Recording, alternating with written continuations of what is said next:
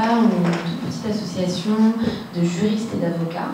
Je suis avocate de formation et on a pour mission de défendre les victimes de crimes économiques. Donc un petit peu ce qu'expliquait tout à l'heure Béatrice, ça peut être un riverain par exemple qui, à cause de l'activité de l'entreprise juste à côté, ne peut plus pêcher parce que le cours d'eau est complètement pollué ou est victime de maladies à cause de cette pollution. Ou ça peut être un travailleur, par exemple, nous avons porté plainte contre Vinci au Qatar pour travail forcé sur des migrants, des Indiens et des Népalais principalement, employés sur des chantiers de la Coupe du Monde. Alors, on défend les victimes de crimes économiques et on lutte contre l'impunité des multinationales. Pourquoi? Parce que, comme le rappelait Béatrice, et je vais peut-être vous donner quelques chiffres supplémentaires pour illustrer un petit peu la puissance de ces multinationales. Par exemple, on peut voir que les 5 plus grosses multinationales du monde ont un chiffre d'affaires qui est équivalent à le PIB des 46 pays les plus pauvres du monde réunis. Ou que les 50 plus grosses multinationales représentent aussi 22% du PIB du budget de l'Europe. Donc c'est assez conséquent. Et ça peut évidemment contribuer au développement, puisque ce sont des acteurs économiques qui engagent, qui emploient des personnes, mais malheureusement aussi, Béatrice le rappelait, elles sont aussi souvent des acteurs de violation de droits humains dans le monde. Encore des petits chiffres qui sont évocateurs. 51% par exemple des entreprises multinationales en Angleterre sont impliquées dans des violations de droits de l'homme, ou en tout cas qui ont été dénoncées.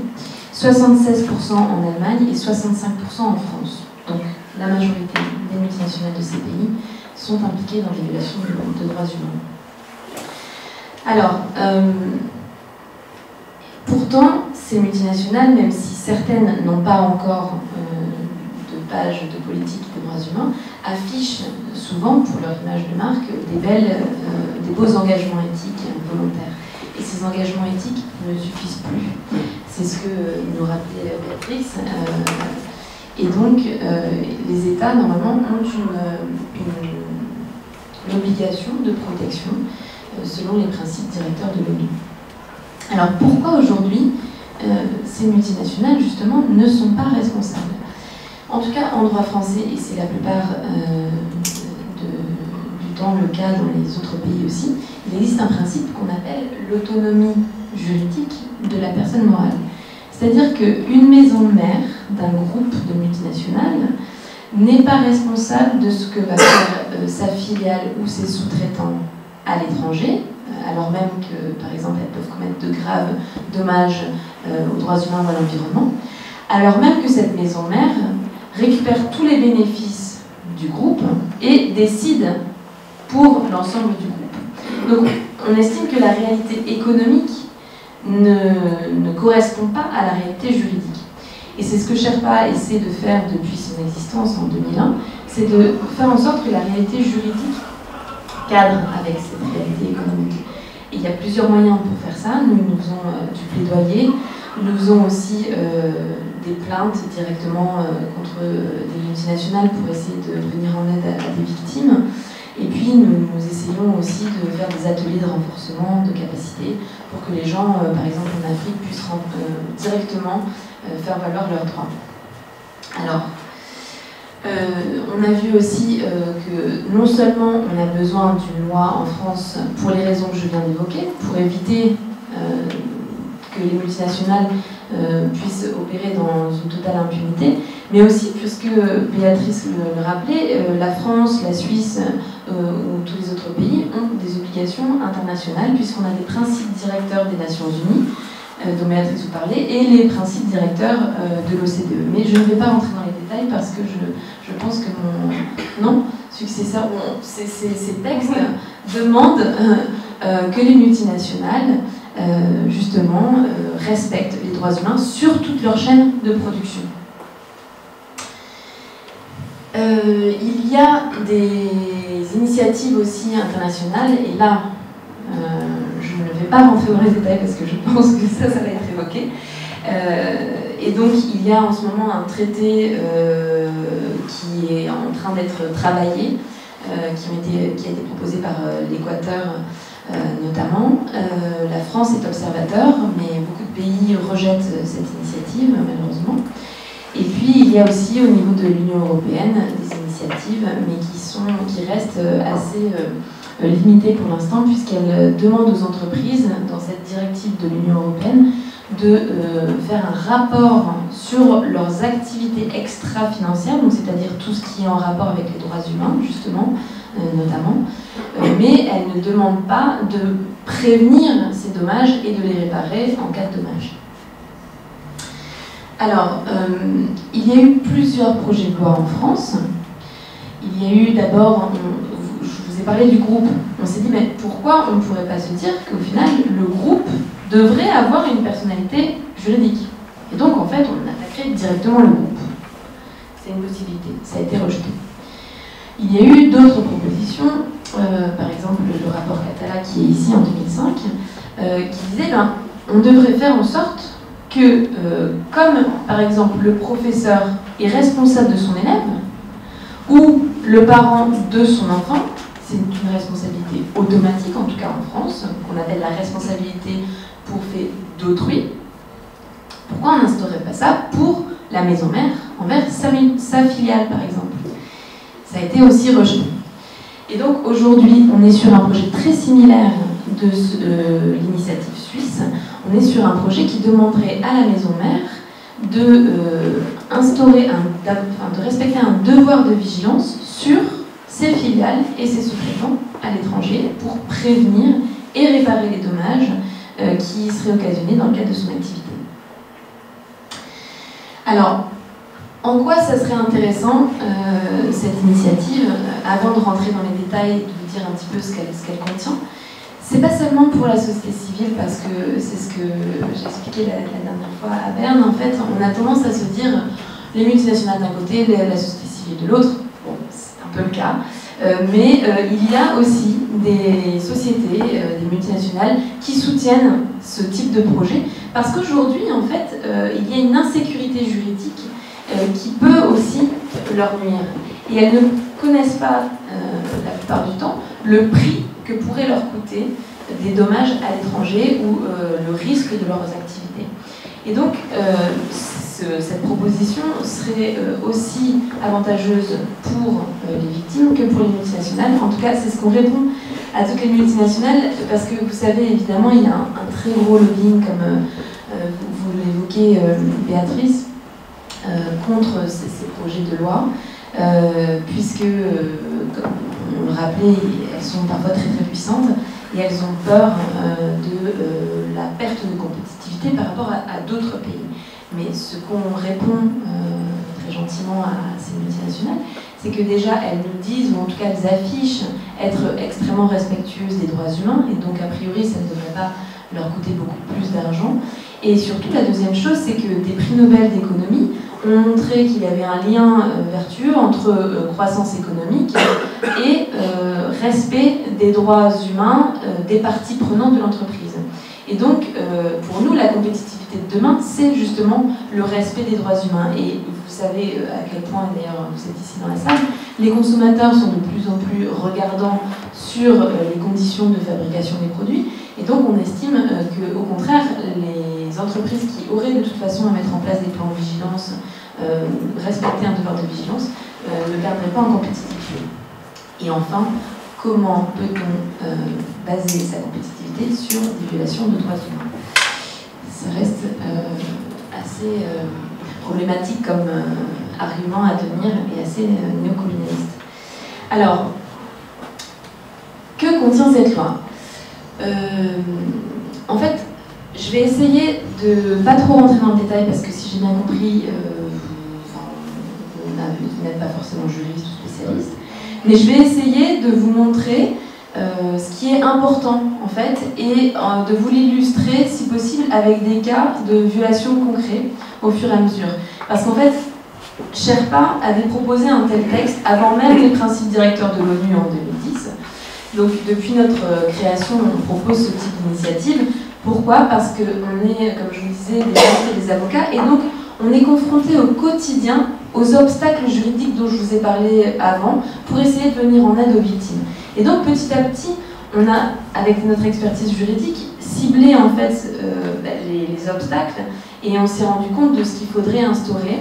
Et aujourd'hui, cette proposition de loi, même si elle n'est pas parfaite, elle permettrait vraiment de contourner les obstacles juridiques qui existent aujourd'hui et qui empêchent de renforcer la responsabilité des multinationales. Alors, cette loi, comme je vous le disais, en France, ce n'est pas le projet de loi que voulait la société civile, parce que notamment, elle n'établit pas ce dont parlait Béatrice tout à l'heure clairement, c'est le renversement de la charge de la preuve. On reviendra très rapidement là-dessus. Mais elle a le mérite d'instaurer en droit français, comme elle le ferait en droit suisse, un devoir de vigilance générale, dont on vous a parlé tout à l'heure. Donc ça impliquerait que la maison mère doit veiller à ce que toutes les entités de son groupe respectent bien les droits humains dans les pays. Et pourquoi c'est important? Parce qu'en fait, pour avoir beaucoup travaillé, que ce soit en Afrique, en Asie ou en Amérique latine, ces États n'ont parfois pas de système juridique qui permet aux victimes de pouvoir réellement demander aux filiales sur place de respecter les droits humains. Parce qu'en fait, on a l'impression que dans les pays, par exemple, comme le Bangladesh ou le Nigeria, on n'a pas de droits et ça ne peut pas être respecté, mais si. En fait, dans tous les cas que je vais vous citer, par exemple, la plainte qu'on a portée contre Vinci ou Auchan, ce qu'on reproche à Auchan, c'est non seulement de ne pas respecter les standards internationaux, mais aussi les standards nationaux des pays. Donc par exemple, au Bangladesh, on demande à travailler maximum 60 heures. Eh bien, dans les sous-traitants d'Auchan, on est au-delà. Vinci, c'est pareil, on a des standards assez peu élevés pourtant au Qatar, mais ces multinationales ne respectent pas déjà ces standards. Et pourquoi je vous mettais le mérite d'instaurer un devoir de vigilance, c'est dans le droit contraignant. Parce qu'on a un devoir de vigilance instauré dans ce qu'on appelle le soft law. La soft law, c'est le droit mou. Donc les principes directeurs de l'ONU et de l'Europe demandent déjà aux multinationales de respecter ces principes. Mais ça reste du droit mou. Donc par exemple, nous, on a pu porter une plainte devant un organisme de droit mou, un organisme de l'OCDE, pour, par exemple, une filiale au Cameroun qui pollue énormément autour de la population, qui emploie des gens dans des conditions de sécurité qui ne permet pas aux travailleurs d'être en sécurité, qui se coupe énormément dans les plantations d'huile de palme. Et ça, c'est une filiale de Bolloré. Et on a été en médiation, donc en négociation avec le groupe Bolloré pour ça pendant des années.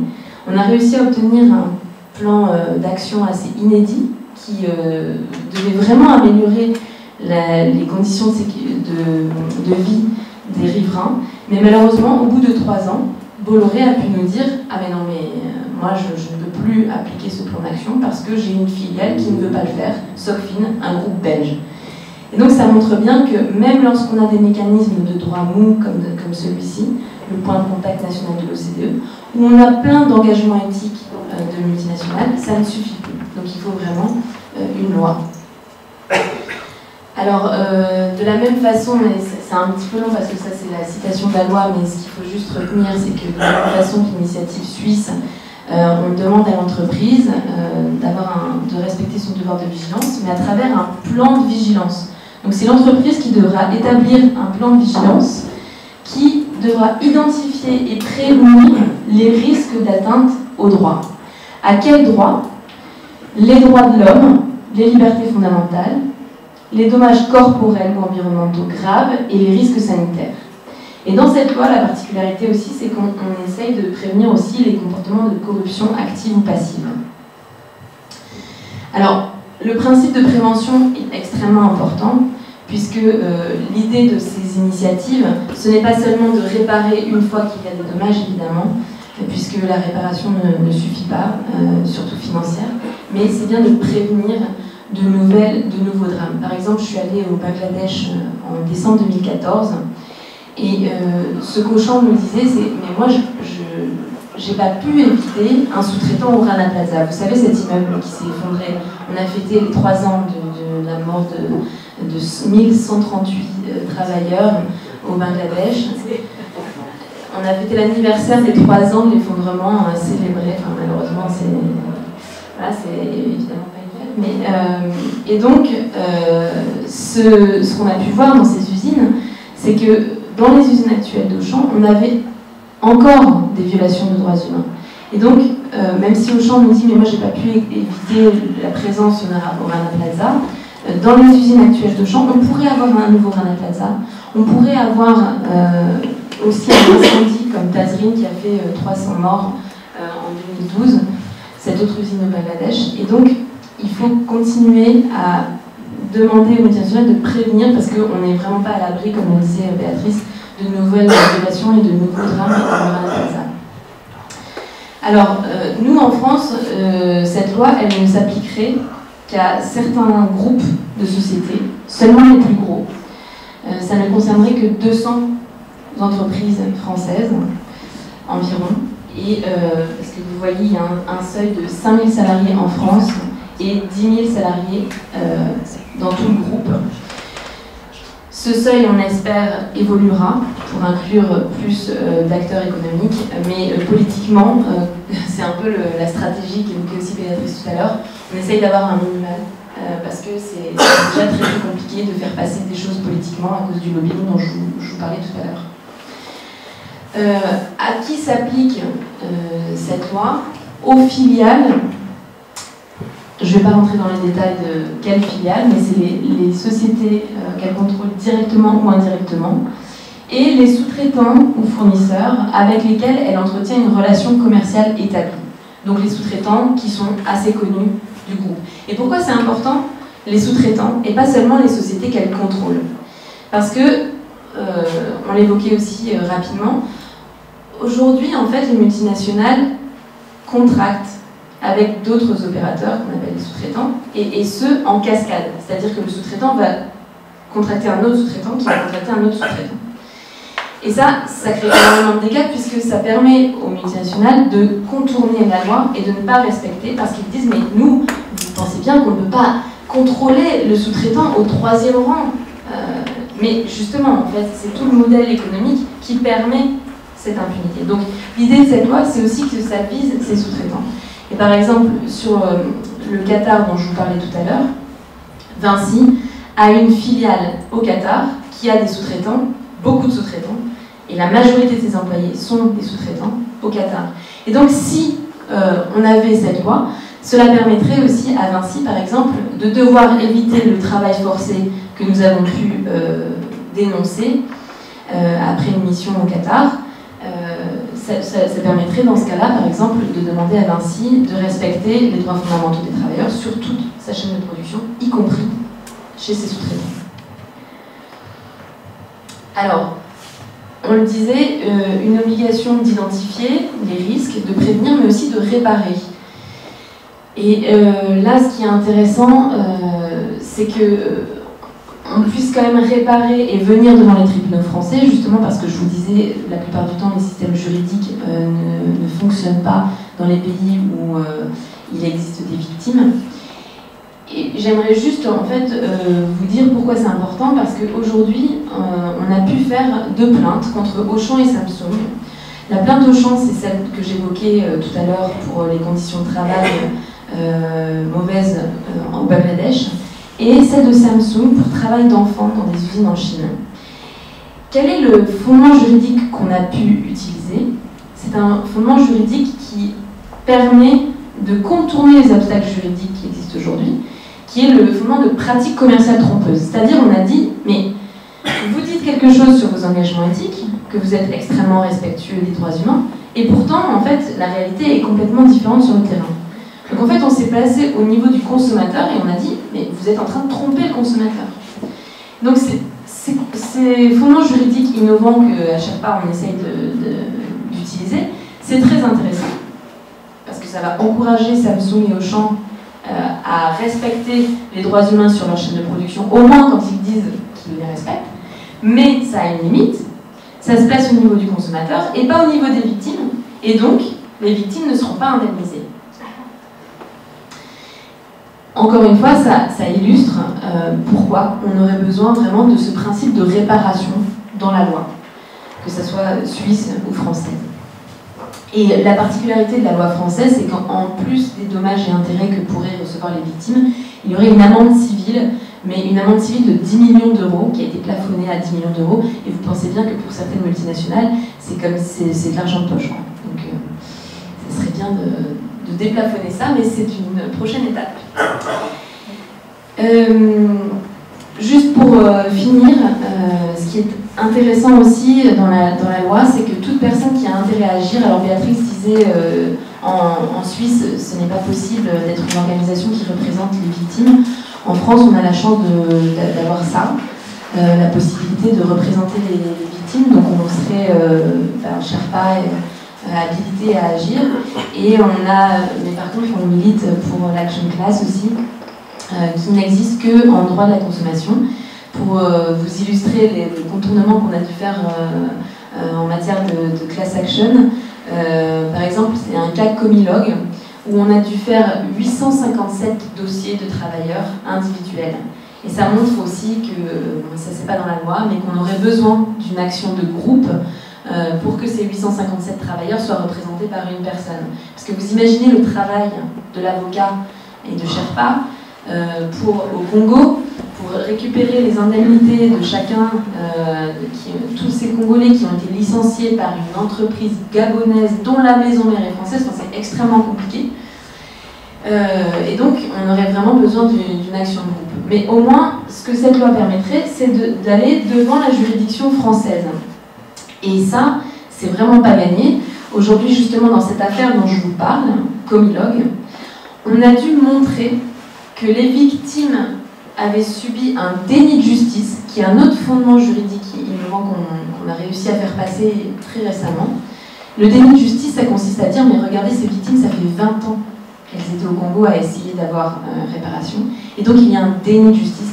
Et comme il y a un lien avec la France, parce que la société mère est française, vous devez, vous, Cour d'appel française, accepter ces victimes devant votre juridiction. Mais ça, c'est extrêmement compliqué, même si on a réussi récemment dans un cas. Et donc, la loi permettrait justement d'accéder à la juridiction française lorsque la maison mère a son siège sur le territoire français.